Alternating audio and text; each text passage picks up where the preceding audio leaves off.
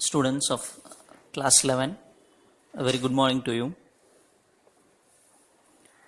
And we have started chapter 2 in the previous class. I know you remember the topic name.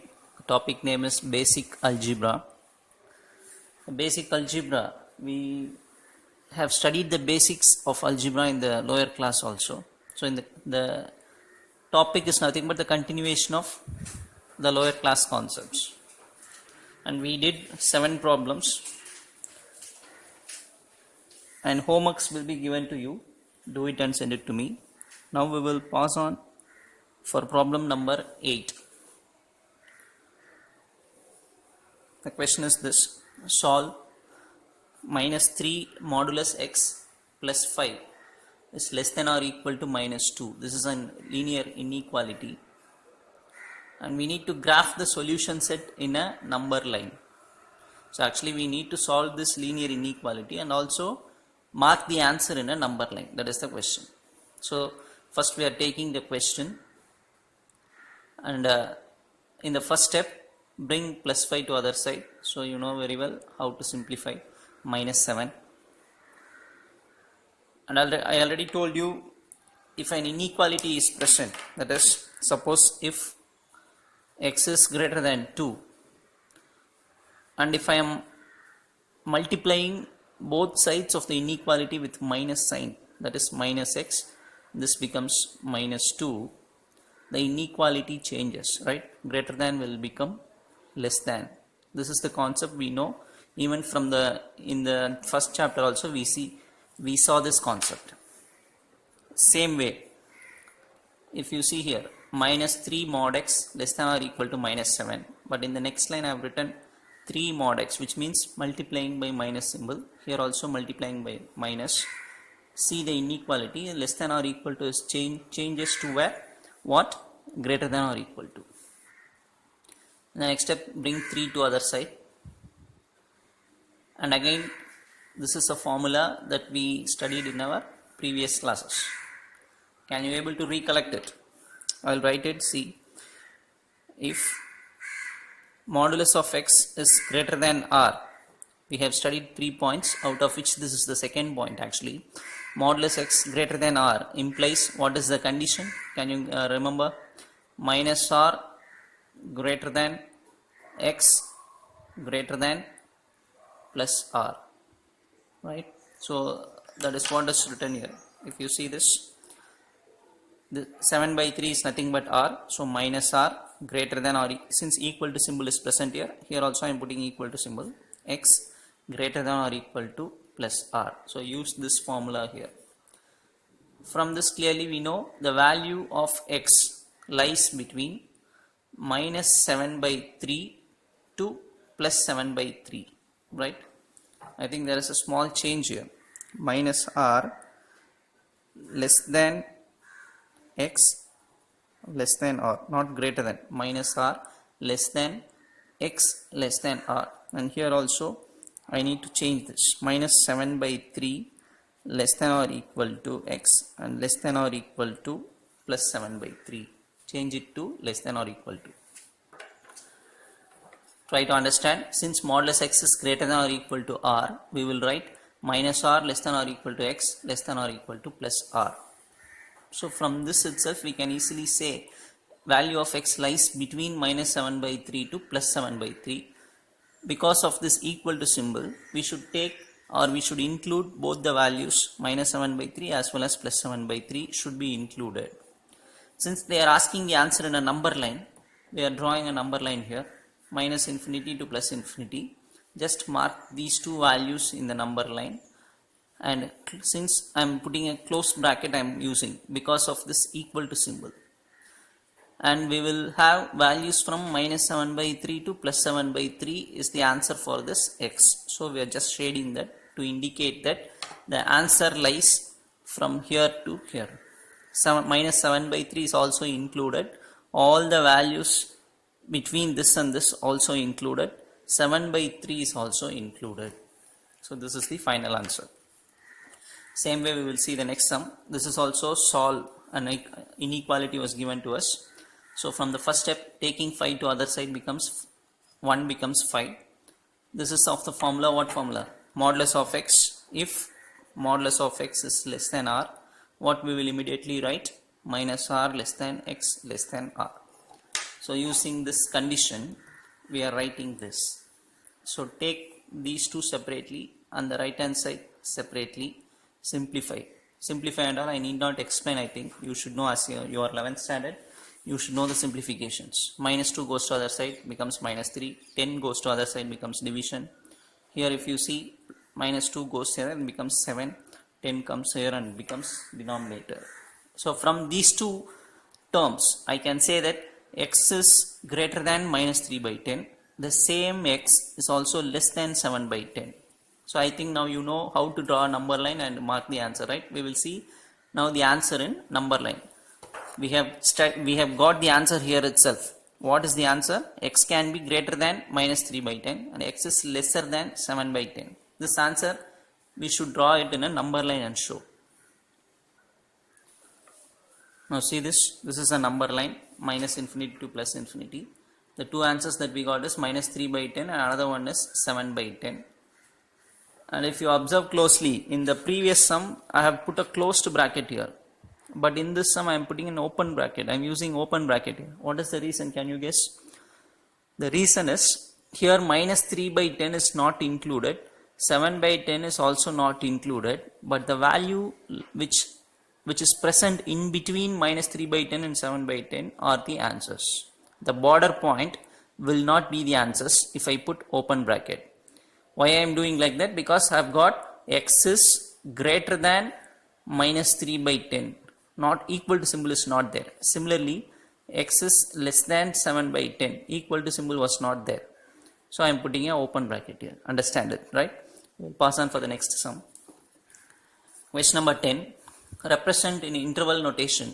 Just we need to write the answer in interval form. The condition given is for the first subdivision. X value is greater than or equal to minus 1 and x value is less than 4. By combining this condition, we should write the answer in interval form. By seeing this, what can you say? The value of x is what? Either minus 1 or greater than minus 1. From here, what can I say? X value will be lesser than 4. So combinedly, I can write the answer like this. X belongs to, or x is an element of, minus 1 is included. Again, you should look at this answer carefully. I am using a closed bracket at one side and open bracket at another side. What is the reason? Closed bracket means since equal to symbol is present here, minus 1 is also included for the value of x. So bracket is closed here. But if you see here, x is less than 4. It is not equal to symbol is absent here. So I am using open bracket here. What is the meaning now? Minus 1 is included in the answer, but 4 is not included in the answer. The values which is between minus 1 and 4 are included. So this is the nothing but answer in interval form. We will see another subdivision in the same model. Minus 2x greater than 0 is one condition. 3x minus 4 less than 11 is another condition. By keeping these two conditions in our mind, we should try and write the answer in interval form. First condition is taken here, second condition is written here. You know how I have written this, because minus sign is absent, which means multiplying minus on both sides, inequality changes from greater than to less than. 2 goes to other side, x less than 0. Similarly, minus 4 coming here, 15, cancelling, x less than 5. So from this I can say x value is lesser than 0. From this I can say x value is lesser than 5. X value less than 0 means what are all the values will come? Minus 1, minus 2, minus 3, it goes on. X less than 5 means what? 4, 3, 2, 1, 0, minus. So combining these two, I can say easily x belongs to the interval minus infinity to 5. Again 5 is open bracket 5. What is the meaning? 5 is not included. See, no equal to symbol is present. So 5 is not included. But values lesser than 5 will present in this interval. Hope you will understand this. These are all two problems of same model. What is that? We are writing the given condition in interval form. Problem number 11. Solve one inequality was given when two subdivisions are given to us. First one is x is a natural number, second one x is an integer. I should write the answer for both the cases. So first I am taking this question, 23x is less than 100. Now can you say what is x? X less than what? Think x less than, before I show the answer, you think by yourself. What is x? X less than? Yes, x less than 100 by 23. X less than 100 by 23. See the division which is done in the rough column, and the answer is 4.3. So x less than 4.3. First subdivision, what they have asked is, they are given the heading called natural numbers. So x less than 4.3 means what are all the natural numbers which is less than 4.3? 1, 2, 3 and 4, that's all. So x value is, the answer is 1, 2, 3 and 4, because x less than 4.3 and x should be a natural number. So only these 4 are possible. For second subdivision, the question given is x is an integer. You know very well what is meant by an integer. Integer means 0, positive numbers, negative numbers. No decimals are included. Okay. Now since x is less than 4.3, in integers, what will we have as an answer? X is equal to, what are the numbers which is less than 4.3? 4, 3, 2, 1, 0, minus 1, minus 2, and it keeps on going, right? Because it is an integer, all the negative numbers will also come. So when an integer is given, this is the solution set. Natural number is given, this is the solution set. These are all simple problems. I think you will easily understand this. Problem number 12. Solve. Inequality is given. Slightly different inequality was given. It is in fractions, right? So what I am going to do is, first cross multiply. Take this 3 to here. So 3 becomes 9. Bring this 5 to here. 5 becomes 25. And the remaining I have written. So just cross multiplying, I have written the first step. In the second step, bringing this 9 inside. Similarly, 25 is brought inside. So this step comes. What happens next? Minus 25x to left side. Already one 9x is present, so it becomes 34x. Minus 18 to this side. 50 plus 18, 68. 34 table, cancel means x less than or equal to 2. So now I have got one clear answer. X value will be lesser than or equal to 2. So now I am happily writing the answer as x belongs to. What is the maximum limit for x? 2. Is 2 included? The answer is yes, 2 is included, because equal to symbol is present. So 2, I have written a closed bracket. What is the minimum value that x can take? Any number less than 2. 1, 0, minus 1, minus. So minus infinity to 2. So solution set is x belongs to minus infinity comma 2. 2 is closed because 2 is also included in the solution. So this is problem number 12. We will go for the next problem. Problem number 13. To secure A grade, one must obtain an average of 90 marks or more in 5 subjects, each of maximum 100 marks. If one scored 84, 87, 95, 91 in first 4 subjects, what is the minimum mark one scored in the 5th subject to get A grade in the course? Question is very simple and direct. If a student want to get A grade, he should get 90 or above as an average. Average should be 90 or more in 5 subjects. Each subject total marks is 100.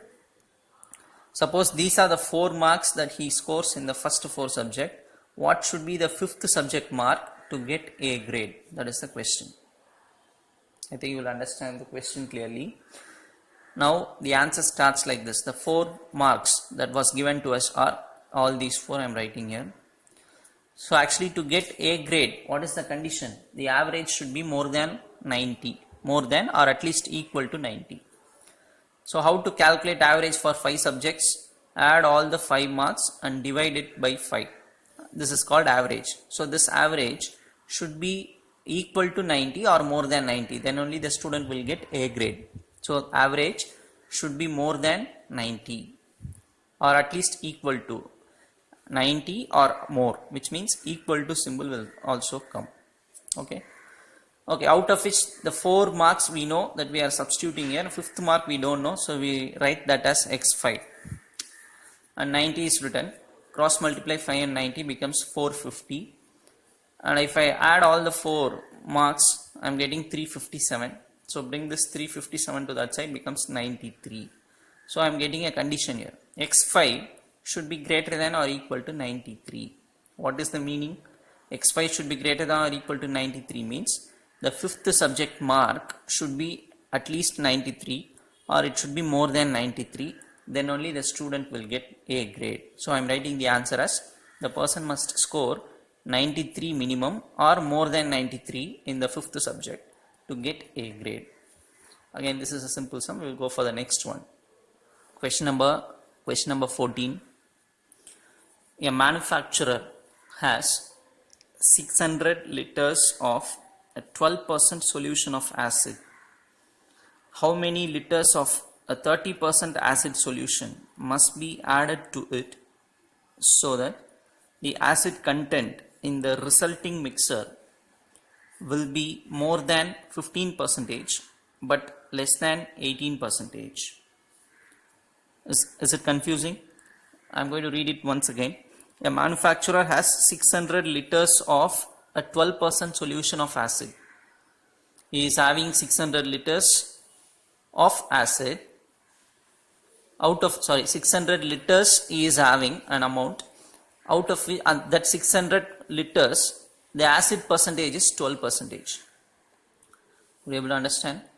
A person is having a chemical of amount 600 liters in which the acid solution is 12%. 12% of acid solution is present in that 600 liters. How many liters we need to add to this 600? What we are adding, that chemical should have 30% of acid solution, so that when the mixture, it is mixed with 600 liters, the resulting mixture will have more than 15% but less than 18% of acid solution. So actually we need to mix some quantity with that 600 liter. What we are mixing, that should have 30% of acid solution. So the mixture we got, we need to find the resulting mixture will be more than 15% acid solution, but it should have also less than 18% of acid solution. So which means how much we have to add, that is the question. Again I repeat, 600 liters a manufacturer is having, out of which 12% acid solution is there. We need to mix some more liters to this 600 liters, and what we are mixing should contain 30% of acid solution. So 600 is mixed with some amount of liters, which means 600 plus x. That should have only the acid solution between 15% and 18%. So we start the answer like this. Let x be the number of liters that we are going to mix with that 600. Let x be the number of liters that we are going to mix with the 600 liters. And you should understand this line. This line is the important line. If you know this, the rest of things are simplifications. Now I will tell the meaning for this, try to understand. 15 by 100 of 600 plus x. The meaning is, they have given the condition, no, 15% to 18% acid solution can be there. So this is nothing but 15% of the total quantity. What is this? This is total quantity, because 600 the manufacturer is having, x we are adding. For this, the acid percentage should be 15. So 15 by 100 of 600 plus x. Again I repeat, 15% of total quantity of, what is the 600? Already the manufacturer is having. What is this x? We are mixing. What should be the acid percentage? 15%. So 15 by 100. 15 by 100 of the total quantity. This is nothing but the right extreme, 18%. 18 by 100 of the total quantity. So this is 15% of total quantity, 18% of total quantity. Now see what is this? this 600 the manufacturer is having. What is the acid percentage here? 12%. So 12 by 100 of 600. What is X? We are mixing. How much acid that should have? 30%, which means 30 by 100 into X. So try to understand the meaning for this line, which if you understand this line, the remaining thing is very simple. So I'm going to spend more time to make this clear. So again I'm going to repeat 15 by 100 of 600 plus X. What is the meaning?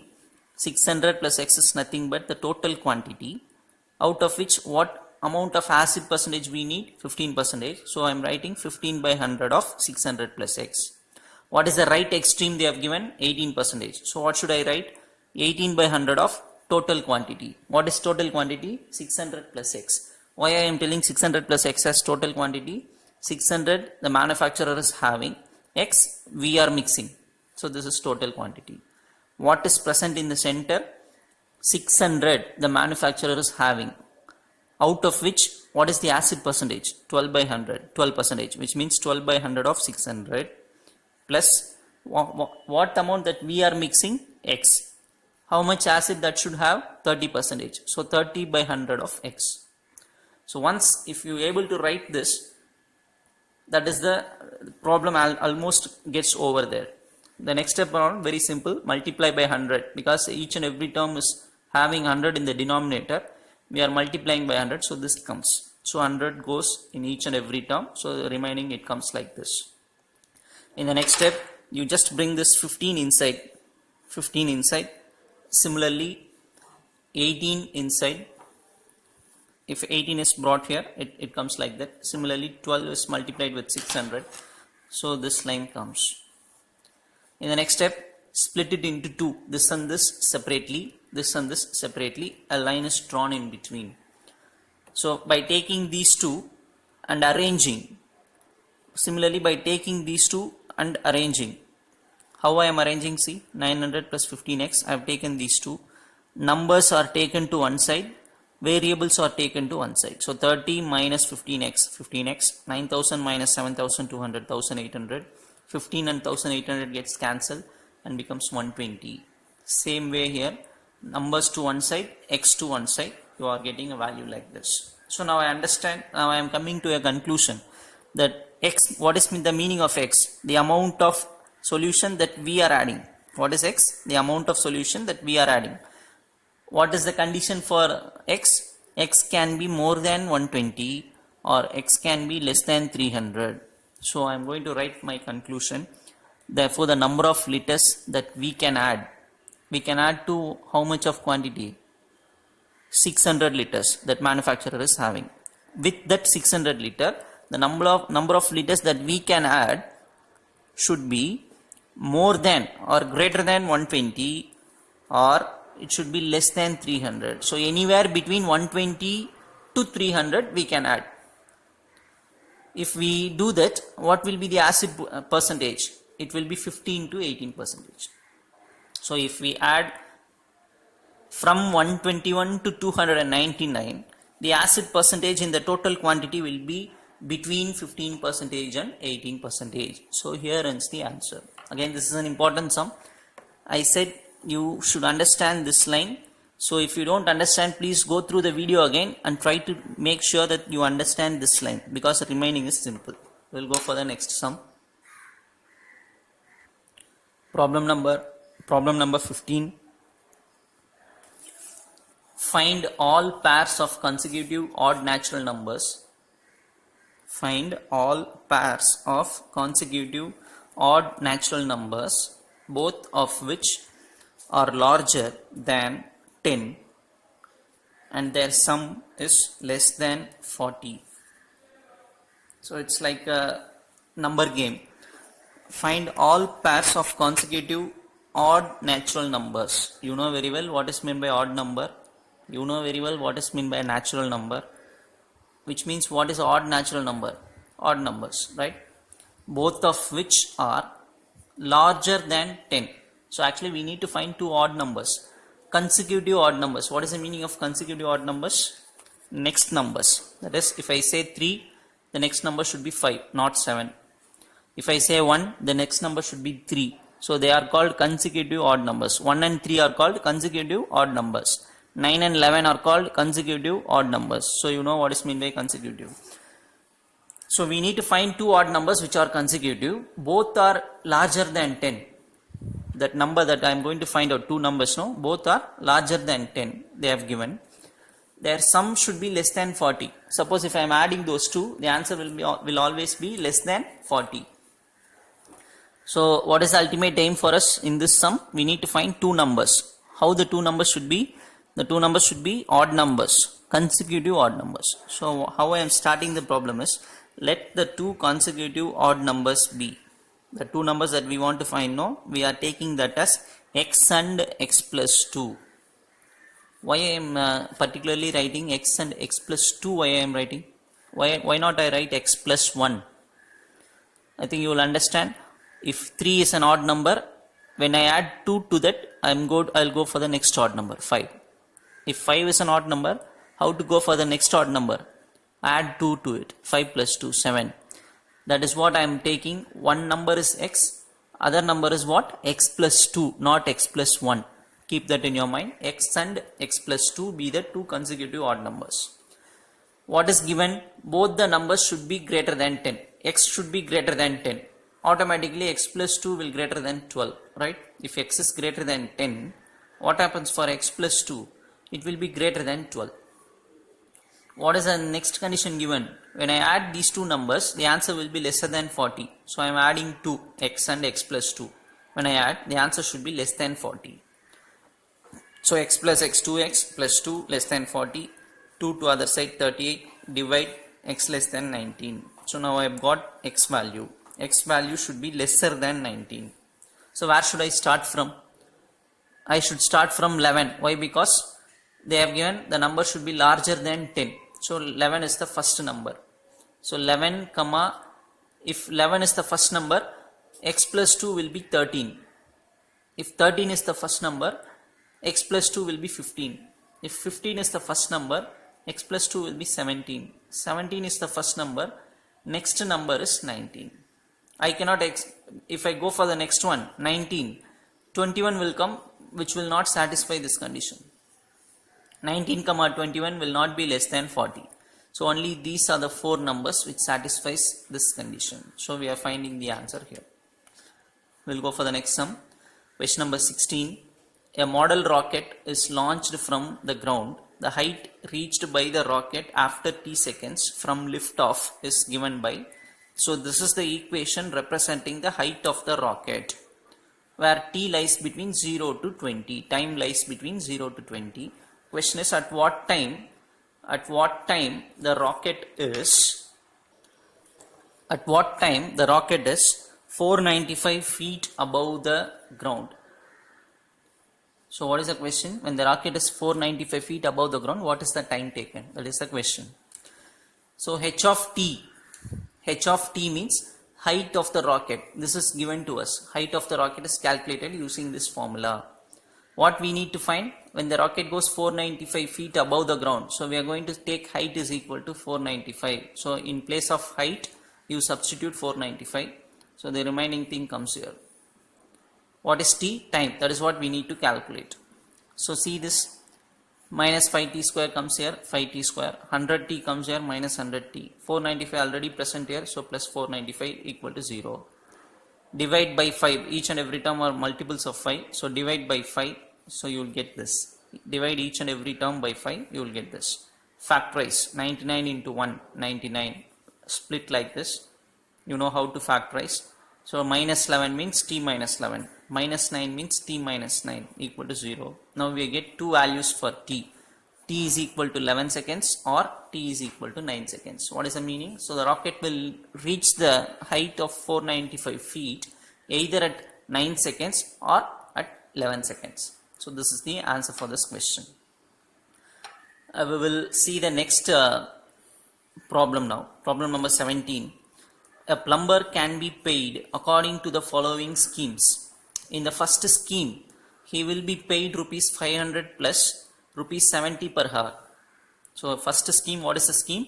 He will be paid rupees 500 plus the 70 per hour. If he stays for 4 hours, 4 into 70 will be given with in addition to this 500. And in the second scheme, he will be paid rupees 120 per hour. For 1 hour, he will be paid 120. That's all. If he works for X hours, then for what value of X does the first scheme give better wages? The question is, first scheme should give more wages for him. For that, how many hours he has to work? That is the question. Two schemes are there. What is the first scheme? 500 will be given, plus for 1 hour 70 also will be given. That is the first scheme. What is the second scheme? For 1 hour just 120 rupees will be given. That is the second scheme. If he works for how many hours, the first scheme will give more money to him. That is the question. So we will go for the answer. Let X be the number of hours. That is, let X be the number of hours that plumber is working. So given, what is given? This is first scheme. 500 will be given plus 70 into number of hours. This is the wages given in the first scheme. It should be more, so greater than. Wages in the second scheme, what is it? 120 into number of hours. So this is second scheme wages, this is first scheme wage. This should be more. So 500 is greater than 70x taken to other side. 120 minus 70, 50x. Cancel 50 and 500. So x is less than 10. So now we got the answer. What is the answer? The first scheme will give better wages for the plumber. The plumber will get better wages in the first scheme only if he works for less than 10 hours. If he works for less than 10 hours, the first scheme will give him more money. If he exceeds 10 hours, the second scheme will give them more money. What is our question? Which first scheme should give him more wages? For that, how many hours he has to work? So he has to work for 10 hours, less than 10 hours, to get better wages in the first scheme. So the answer completes here. So we will go for the next sum in the next video.